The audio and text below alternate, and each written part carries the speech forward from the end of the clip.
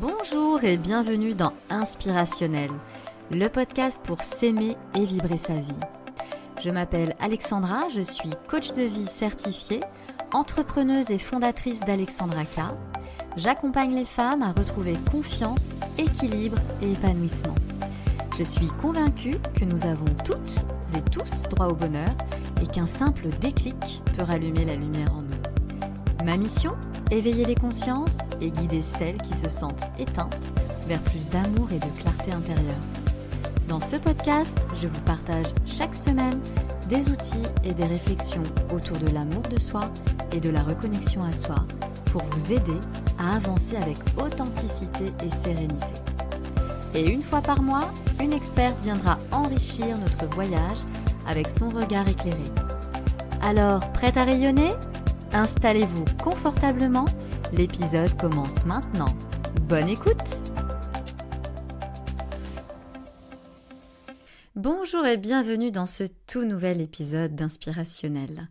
Je suis très heureuse de vous retrouver aujourd'hui pour ouvrir le bal du mois de février où ensemble on va consacrer ce mois aux relations conscientes. Et oui, vaste sujet. Dites-moi simplement si cela vous est déjà arrivé de vous dire « encore la même histoire. Je fais toujours les mêmes rencontres. J'ai l'impression de tourner en rond, sentimentalement, professionnellement, amicalement. » Si ces questions résonnent en vous, j'aimerais vous dire une chose essentielle dès maintenant. Vous n'avez rien qui cloche en vous. Eh oui! Lâchez prise, lâchez-vous la grappe déjà d'emblée. Aujourd'hui, je vais vous proposer de poser un regard différent sur tous ces schémas relationnels, que ce soit des relations toxiques, énergivores, destructrices. On va aller décortiquer un petit peu ce qui se passe et ce que vous vivez pour les comprendre avec douceur, sans jugement, avec une bienveillance envers vous-même pour commencer à les transformer. Donc déjà, qu'est-ce qu'un schéma relationnel ? Un schéma relationnel, en fait, ce n'est pas une erreur que vous auriez commise. C'est tout simplement un mécanisme inconscient. Souvent mis en place d'ailleurs très tôt dans notre vie. Ça peut remonter à notre plus tendre enfance, même encore avant, par rapport à ce que vous avez vécu, par rapport à vos éducateurs, à vos parents, ce que vous avez pu voir, entendre, ressentir. Il se construit à partir de notre propre histoire affective. Donc de ce que vous avez pu apprendre sur l'amour, la sécurité, la reconnaissance. Et de ce qui nous a permis à un moment donné de nous sentir aimés ou protégés, se sentir en sécurité. Notre cerveau, en fait, il aime ce qui est connu. Eh oui, même si ce n'est pas confortable. Il déteste quand on sort de notre zone de confort. Eh oui, même si c'est la pire des choses, il préfère rester en territoire connu. Une relation familière plutôt qu'une relation inconnue. Eh oui, c'est humain. C'est pour ça qu'on peut dire « je ne veux plus vivre ça, j'en ai marre de vivre toujours les mêmes schémas, les mêmes rencontres ». Et en fait, on peut y rester des années. On s'y retrouve encore. Pourquoi ? Parce qu'on est dans notre zone de confort. Tout simplement, c'est ce que l'on connaît et c'est ce que l'on met en place en automatique. Alors, c'est des schémas que j'ai moi-même connus d'ailleurs. Je vais faire le lien avec mon propre parcours que j'évoque d'ailleurs dans le tout premier épisode du podcast pour vous exprimer un petit peu qui je suis et pourquoi j'ai décidé de me reconvertir, d'aider les femmes à se recentrer, à mieux vivre de manière authentique et pourquoi j'ai aussi voulu créer ce podcast pour s'aimer inconditionnellement, s'apporter plus d'amour à soi. Et oui. Donc, je vous invite, pour celles qui ne l'ont pas écouté, à aller faire un petit tour au niveau de l'épisode numéro 1. Parce que moi, pendant longtemps, en fait, je faisais les mêmes rencontres sentimentales. Tout allait bien sur le papier, je vais faire un petit résumé bref, mais j'avais un bon job, beaucoup de relations riches professionnellement, personnellement, j'étais très entourée au niveau de ma famille, donc un bon job, je vous l'ai dit, je gagnais bien ma vie, je voyageais beaucoup, etc. C'est juste que je me sentais surtout très seule. Je faisais beaucoup de rencontres, alors pas non plus des milliers, attention, hein, de manière convenable, mais ça ne se concluait jamais en engagement durable. Donc j'étais vraiment très seule, j'avais ce sentiment de solitude, même en étant accompagnée, je ressentais un vide. Des histoires qui commençaient toujours avec beaucoup d'espoir, beaucoup d'entrain, de passion, etc., mais qui n'aboutissaient jamais à un engagement durable. J'avais l'impression de tourner en rond, de revivre les mêmes scénarios à chaque fois, encore et encore, le même type de personnes. Vraiment, à des âges différents, mais avec un fond, un mode de fonctionnement quand même similaire. C'était quand même bizarre. Et le dénominateur commun était qui ? Moi-même. Donc je ne l'ai pas compris tout de suite. Je n'ai pas eu ce déclic tout de suite. Il a fallu quand même un certain temps, parce qu'en fait, ces schémas-là qui se répercutaient, qui revenaient sans cesse, n'étaient pas seulement en amour. Hein. Je me rendais compte petit à petit que je retrouvais aussi les amitiés énergivores, toxiques, des discussions, des tensions, des non-dits au travail. Donc c'était un petit peu dans tous mes domaines de vie. Et à l'époque, je me disais, non mais c'est pas possible, c'est les autres qui ont un problème, c'est pas moi. Sauf qu'avec le recul, j'ai compris une chose essentielle. Et oui, il y avait un fil invisible en fait qui me reliait à toutes ces situations. Et ce fil avait un sens. C'est qu'en fait, j'étais tout le temps là pour les autres. Je faisais énormément pour plaire, pour être reconnue, parce que je cherchais l'amour de l'autre, en fait, à l'extérieur de moi. Alors que cet amour, finalement, il était juste en manque à l'intérieur de moi-même. Je ne m'aimais pas assez. Et alors là, le déclic, la révélation. Ça a tout changé. À partir de ce moment-là, j'ai vraiment retroussé mes manches, je me suis faite accompagner et la suite, vous la connaissez. En tout cas, pour avoir plus de détails, hop, faites un zoom arrière et retour à l'épisode numéro 1. Mais ça a été la révélation. Alors, pourquoi comprendre ne suffit pas toujours ? Parce que beaucoup de femmes me disent « Je sais d'où ça vient, je le sais pertinemment. Je sais exactement ce qu'il faut faire. » Mais ça recommence quand même. On revient toujours au point de départ. Mais c'est normal. Parce que le schéma n'est pas seulement mental en fait. On peut savoir dans notre esprit, on comprend tout. Je vous l'ai dit, le cerveau, il est bien quand c'est connu, quand c'est dans un territoire connu, dans une zone de confort, et c'est exactement le chemin en fait que vous allez prendre pour vivre exactement la même expérience. Donc c'est pas seulement dans le mental qu'il faut aller chercher. C'est surtout au niveau émotionnel et parfois corporel. Le mental, lui, il peut comprendre, mais le corps, lui, il va réagir par automatisme. Je vous en ai déjà parlé aussi avec le clean du coaching bref qui vous permet de libérer une empreinte émotionnelle négative.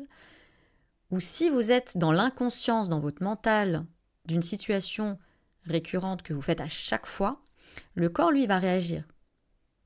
Je vous donne l'exemple à chaque fois de si vous êtes fait mordre, si on vous a mordu quand vous étiez enfant, par exemple, par un chien, vous avez vécu un choc, un traumatisme. En étant adulte, vous vous baladez et là, vous entendez un chien aboyer. Ah ! Votre corps, il s'arrête, il se fige. Peut-être que vous commencez à avoir chaud, des bouffées de chaleur, ou alors vous vous carapatez et impossible d'approcher un chien. Peut-être que vous ne savez pas pourquoi, mais votre corps complètement. Parce qu'il va réagir en fonction de ce qui vous est arrivé quand vous étiez enfant, quand vous vous êtes fait mordre par un chien. Voilà comment ça se passe au niveau des automatismes et des empreintes qui se créent en fonction de vos chocs. Tant que le schéma, en fait, rassure une part de vous, donc de vous carapater ou de vous figer quand vous entendez le fameux chien aboyer, c'est pour vous sentir en sécurité, en fait. C'est votre mode de protection. Donc, tant que ce schéma-là, rassuré, existe et vous permet d'être dans votre zone de confort, il continue d'exister. L'idée, en fait, pour sortir du combat contre soi, ça va être, en fait, de suivre vraiment, étape par étape, un processus. Parce que le réflexe, en fait, premier, c'est souvent de vouloir se corriger, de faire des efforts, de se dire à soi-même que cette fois-ci, ça sera différent. De se le dire dans le mental. Je veux plus rencontrer ce type de personne. Je ne veux plus toujours être la première à faire telle chose.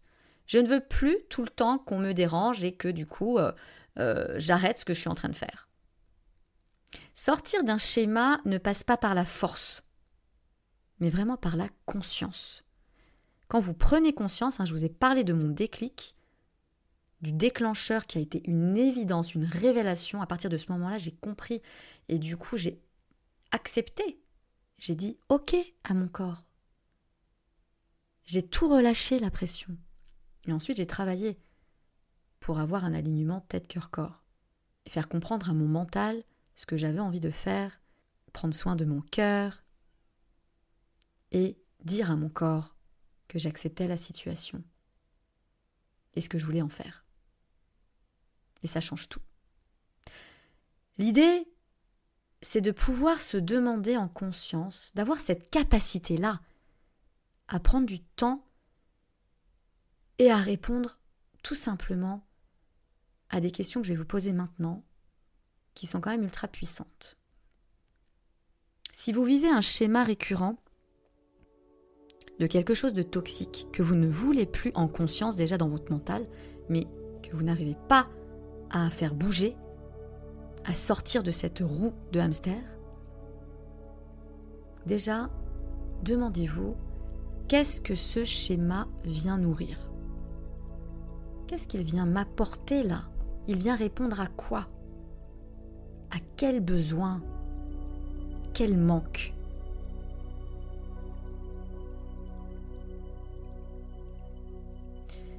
En deux, qu'est-ce qu'il m'évite de ressentir ?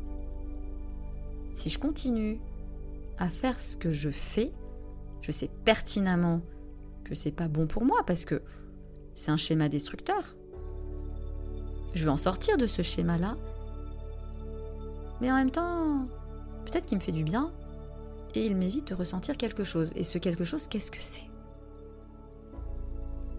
Quelle émotion ?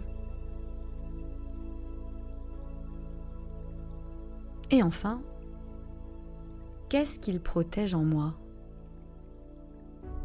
De faire ce que vous faites là, de continuer à agir et à reproduire sans cesse ce même schéma, vous place dans une protection, vous rassure. Qu'est-ce qu'il protège exactement ? À ces questions-là, vous allez pouvoir y répondre naturellement, instinctivement, en quelques secondes. L'idée, c'est de vous placer dans un mode cocon, de faire vos respirations, de vous recentrer, vous ancrer, les pieds au sol, de ne pas être sollicité pendant quelques instants, de n'être qu'une avec vous, et de relire ces questions et d'y répondre naturellement, instinctivement. Laissez venir à vous ce qui vient naturellement. Ne décortiquez pas les réponses. Ne cherchez pas des choses pendant des heures avec votre mental. Parce que là, c'est là. Le mental, en fait, si vous répondez avec votre mental, oui, il va rester dans votre zone de confort. Donc, il ne va pas répondre vraiment de manière authentique, loyale, par rapport à vos besoins profonds. Il va falloir aller chercher plus loin, avec votre cœur. Donc déjà, si vous avez répondu à ces 3 questions, vous êtes déjà sur votre chemin de conscience. Pour aller plus loin, je vous propose une question essentielle. Dites-vous, si je reste dans ce même schéma relationnel qui me pourrit la vie, que je ne veux plus, quel est le bénéfice, même inconfortable, que j'y trouve ? Vous allez me dire, qu'est-ce que c'est que cette question? Réfléchissez bien à cette question. De rester dans ce que vous faites aujourd'hui, que vous ne voulez plus, vous apporte forcément un bénéfice. Je vous ai dit, votre cerveau, il reste dans ce qu'il connaît, dans votre zone de confort. Donc vous avez un bénéfice à rester à faire ce que vous faites aujourd'hui, même si vous ne voulez plus le faire. Qu'est-ce que c'est? Qu'est-ce que ça vous apporte? Qu'est-ce que ça vous amène de positif quelque part en vous, de rester là où vous êtes?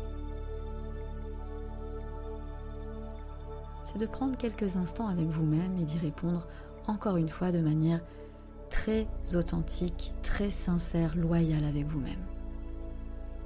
Je vais vous donner des exemples. Par exemple, rester dans des relations sans engagement peut éviter la peur de l'abandon, de ne pas être seul, d'éviter l'isolement. Peut répondre aussi à un besoin d'être aimé, besoin d'être entouré, de reconnaissance.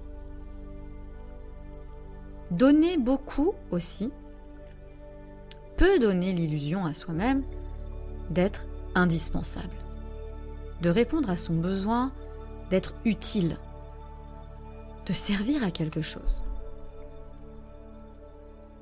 Éviter le conflit, donc de ne pas dire ce qu'on a sur le cœur, de ne pas oser s'exprimer, peut simplement préserver une forme de sécurité. Voilà. J'aime pas les conflits, je veux pas qu'on me dise peut-être la vérité inconsciemment, donc je dis rien, je me tais. Et il n'y a aucune honte à tout ça. Derrière ce que vous faites, vous avez certainement un bénéfice à y répondre parce que vous répondez à un besoin, à une limite, à une croyance que vous avez enfouie en vous depuis longtemps. C'est souvent d'ailleurs très caché, très inconscient. Et derrière tout ça, il y a juste une part de vous qui cherche juste à se protéger. C'est une protection qui est juste légitime. Prenez cet instant avec vous-même pour répondre à ces questions et voir en vous un peu plus de clarté. Si ce que je viens de vous dire, si cet épisode fait écho en vous, ou vous fait penser à quelqu'un d'autre d'ailleurs, si vous sentez que votre corps réagit autant que votre tête, vous allez pouvoir aller un petit peu plus loin, parce que je vous ai préparé un cadeau. C'est tout nouveau, ça vient de sortir, c'est tout chaud. C'est un scan corporel guidé sous la forme d'un PDF qui va pouvoir vous aider à écouter ce que votre corps exprime, repérer aussi vos tensions, commencer à mettre de la conscience là où les schémas s'inscrivent. En 10 minutes, vous allez pouvoir faire ce scan corporel et avoir plus de clarté avec vous-même. Ou le transmettre aussi à une personne si vous avez pensé à quelqu'un durant cet épisode. Vous allez pouvoir trouver le lien dans la description de l'épisode ou alors directement sur mon site, vous avez l'habitude maintenant pour les personnes qui m'écoutent, sur alexandraka.fr en page d'accueil, vous allez pouvoir télécharger votre scan corporel en PDF. Et si vous sentez que vous avez besoin d'aller encore plus loin, d'être guidé, de mettre plus de clarté sur ce que vous vivez et sur vos schémas relationnels, je vous propose également en cadeau une séance clarté de 45 minutes. C'est un temps d'échange confidentiel, profond, pour faire le point ensemble sur votre situation, sur vos besoins et vos attentes pour cette année. Alors en conclusion, je voudrais juste vous dire que de répéter un schéma ne veut pas dire que vous échouez. Ça signifie juste qu'une part de vous a besoin d'être entendue autrement. C'est que les signaux, comme des fois on parle de synchronicité, de messages, ils ont été là depuis un certain temps, mais vous n'avez juste pas eu la capacité de les lire, de les décrypter. Et donc on vous fait comprendre par un autre biais, un autre chemin, que vous n'avez peut-être pas réglé telle ou telle situation et il serait bon de le faire. Quand un schéma est répétitif et que là, vous commencez à en prendre conscience, c'est là où vous devez travailler. Tout au long du mois de février, nous allons vraiment continuer à explorer ces dynamiques relationnelles avec conscience, douceur et profondeur. Je vous retrouve très vite pour le prochain épisode et d'ici là, prenez soin de votre cœur, il mérite vraiment toute votre attention à 100%. Merci d'avoir écouté cet épisode d'Inspirationnel. J'espère qu'il vous a apporté des clés, des inspirations et des prises de conscience pour avancer avec plus d'amour et de confiance en vous. Si cet épisode vous a plu, n'hésitez pas à le partager à une amie qui pourrait en avoir besoin et à me laisser une note et un commentaire sur votre plateforme d'écoute préférée. C'est le meilleur moyen de soutenir ce podcast et de permettre à d'autres femmes de trouver leur propre lumière. Et si d'autres sujets vous intéressent et résonnent en vous actuellement, faites-le moi savoir aussi en commentaire et je créerai des épisodes dédiés spécifiquement selon vos demandes. Pour aller plus loin, retrouvez-moi sur alexandraka.fr ou sur les réseaux sociaux où je partage d'autres ressources et accompagnements pour vous guider sur votre propre chemin. Découvrez toutes les infos en légende pour me retrouver plus facilement. D'ici là, prenez soin de vous, osez vous aimer et souvenez-vous, vous êtes bien plus lumineuse que vous ne le pensez. À très bientôt pour un nouvel épisode.